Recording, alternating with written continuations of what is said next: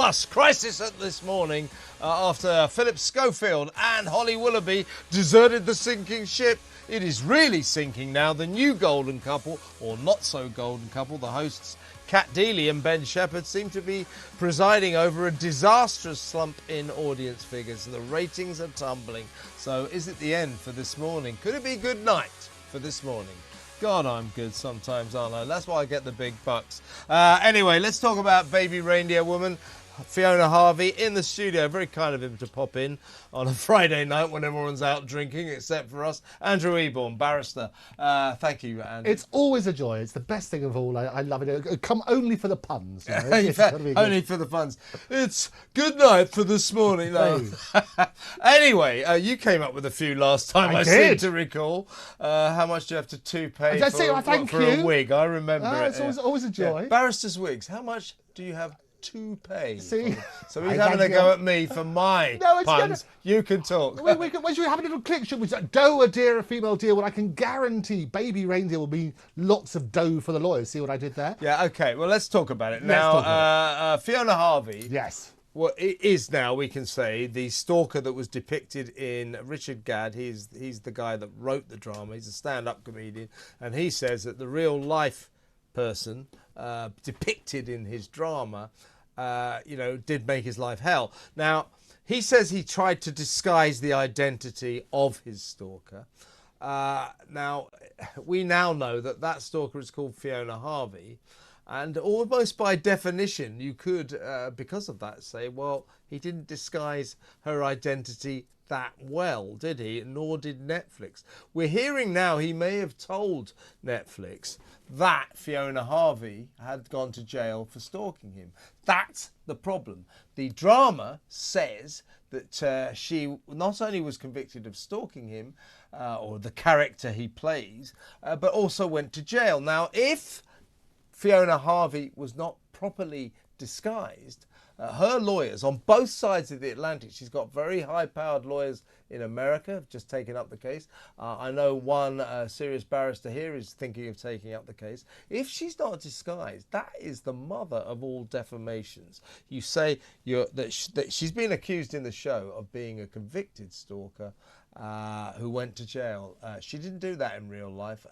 Anyway, before we talk to Andrew, let's remind ourselves, of course, she did this almost equally popular interview with Piers Morgan here on Talk on his YouTube channel, Piers Morgan Uncensored, a few weeks back.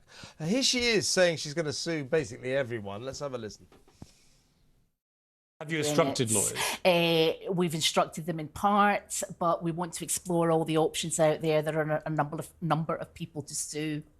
We can't all be in 10 courts all at once. So, who else are you planning to sue? The Daily Mail. Anyone that's saying this is true and harassing me and that kind of thing. Well, I'm not sure it's the Daily Mail's fault, but Netflix may have a few questions to answer for the reasons I've just stated. She does seem to have instructed the Roth law firm in Manhattan, big lawyers, and I know quite a few barristers on this side of the Atlantic are sniffing around because, as I just laid out, Andrew, she could have a serious case. Oh, she has a phenomenal case. Absolutely phenomenal. And I'll tell you why. What happened? Chris Dorr, I know his name's been bandied around, and I've never lost a case. So interesting by bandied my name around. Right. I remember that. We're splitting on a Friday night. I'll tell you what it is. The test is this simple. You basically got to say, do the remarks refer to this particular person? So she's got to turn around, even though they disguise the name, it wasn't particularly well disguised. And the wonderful people on the internet, they worked out it could be theirs. The trouble is this, Kev, is that you turn around at the beginning of the programme. What happens is say, this is a true story. Not this is based on a true story with a bit of artistic license and so on and so forth. This is a true story. So straight there, it's exactly stating that. So you have to work out, does it refer to this person? Well, that's the first step she has to prove. You then turn around and say, well, are there statements in there which would lower her in the estimation of right-minded people? That's what it means. Are you thinking less of her as a result of it? So you need to go through those sort of statements. And the final thing you have to then establish is, basically, have you suffered substantial damage as a result? So is there serious damage damage to her reputation and various other things. Those are her tests. As soon as that happens, that's defamation. Yeah, you then turn around and say, well, aware of what defense is... I know, defamation I thought you might I've be. been sued more times than I've not. Didn't I know. thank you, yes. I've had a few defamation cases, like most journalists who, shall we say, live on the edge. I've had a few, so I understand it is, as Andrew said, the definition of defamation does something that has been written or broadcast lower in estimation the alleged victim of this in the minds of right-thinking people. Now, there is no worse libel, am I right, than saying someone has been convicted of a crime that they haven't been convicted of and indeed sent to prison for this non-crime.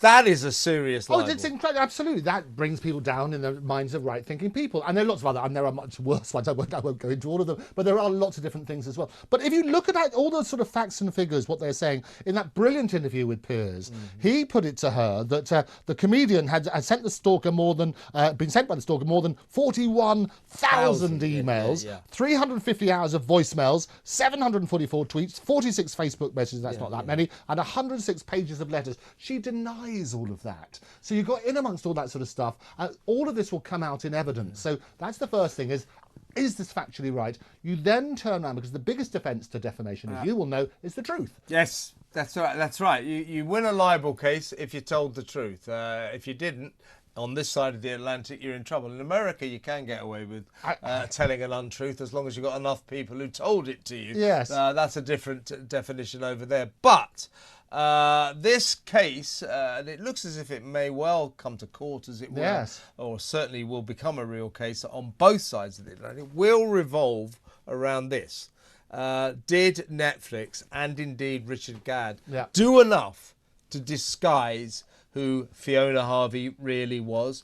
You might say, the fact we all know who she is now, the answer to that question could be no. And I don't know the veracity of this, but it is being reported that Richard Gadd told, he's of course the victim of all this, told Netflix that his story was all true and that she had indeed been convicted and had indeed gone to jail. So if that's true, Netflix will be going, hey, wait a minute, you know, this is a bit of a mistake. So that's what it is. It will revolve around, could the viewers or can people work out from the drama who this really is, right? Yeah, well, it's one of the things. Evidence is really, really key in all of this. And if you look at the casting, which was brilliant, it looked like a Scottish lady, roughly the same sort of build, let me put it that way. They had some sort of similar mannerisms. It wasn't that difficult. They quoted from tweets, which they could backdate and find out from the original tweets. But it is more than that. And you need to work on the sort of basis that what else is going to be part of that sort of stuff with the evidence. Because in addition to everything else, you've got to turn around and say, hang about. And if I was on the defence side against her sort of action, she seems to have revelled in the publicity in terms of going on Piers' show. She's now become a social media everywhere. You can have your selfies with her and so on and so forth. So she's got to be very careful, and I would advise her, if I were on her team, to turn and just say, hang about, if this is causing you so much damage, why are you going out there and making a big deal about it? I see that. Yeah, I see that. But, you know, she says...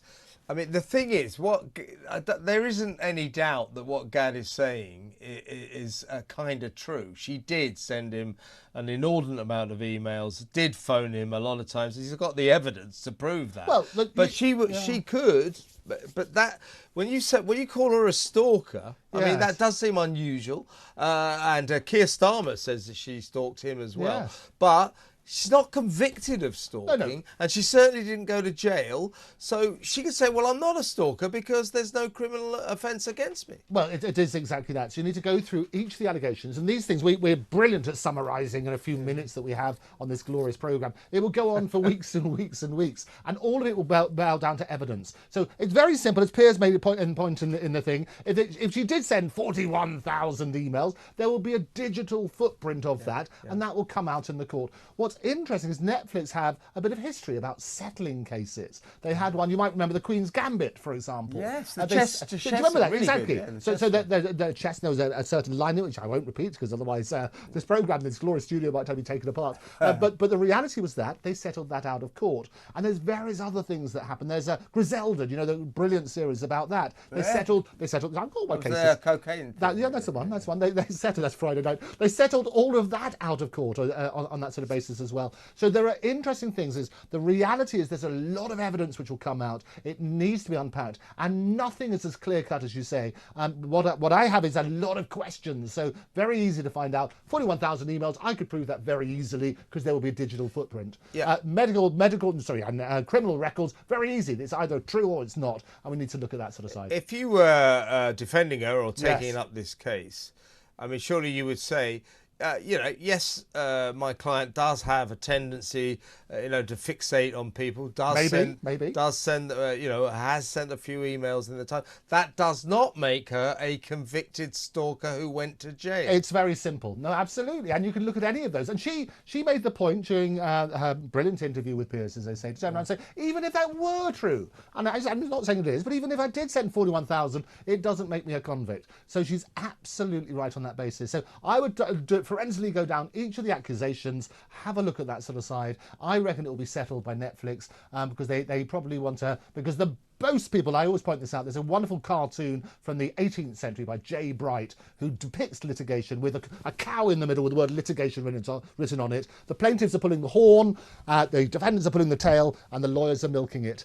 The lawyers are the ones who will benefit. I think that was almost in the days when we used to put animals in the dock, didn't we? Absolutely. But we have actually tried to convict pigs and Yes. things like that in the past. Yes. But what do you know of the Roth law firm? Yes.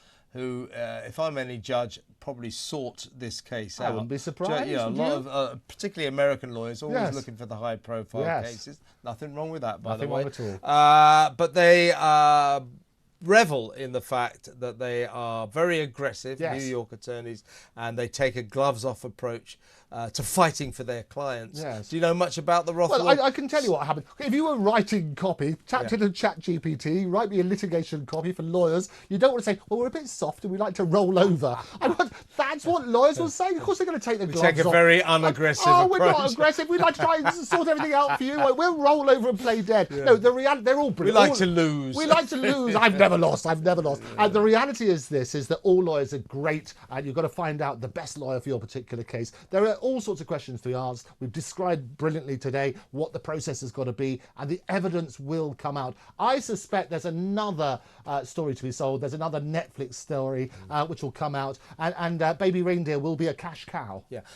All this, though, by the way, Andrew, I'm assuming. See, I like the fact. I mean, I'm not taking sides on this at all, but I like the fact that Netflix are getting a reminder that when you tell true stories, you go Yes. based on a true story, real life stories depicting people who are still alive, you better be damn careful. Now, I think the thing that has made Netflix a little bit gung-ho about all this, Yes. real life people in dramas, is The Crown. Yes. Now, you've watched The Crown. I have. Now, if these people in The Crown were not members of the royal family, Yes. never complain, never explain, Yeah. royal family members never sue, even Yeah. unless they're Prince Harry, of course, and he always sues. But the rest of the family. So if these were not royals, Yes. I think if there was a non-royal family who would go to the courts, I think they could sue the backside of Netflix about The Crown.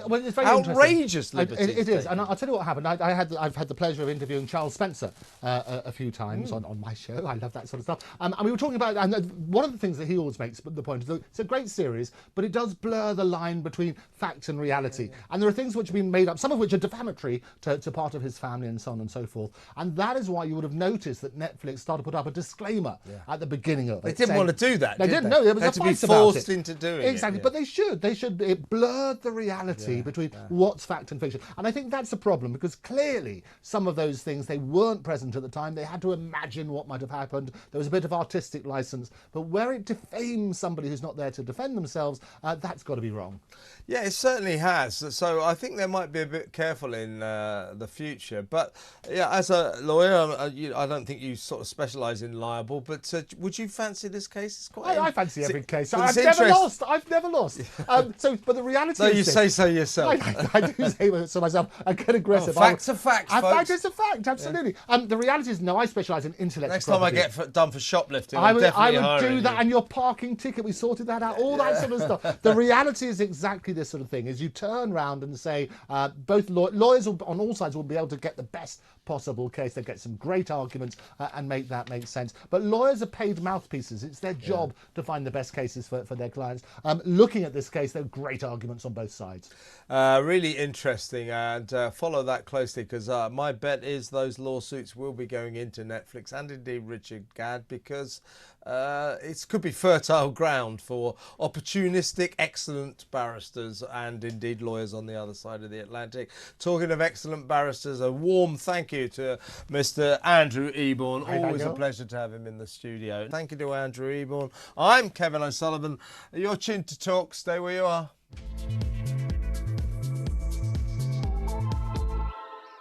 The home of common sense.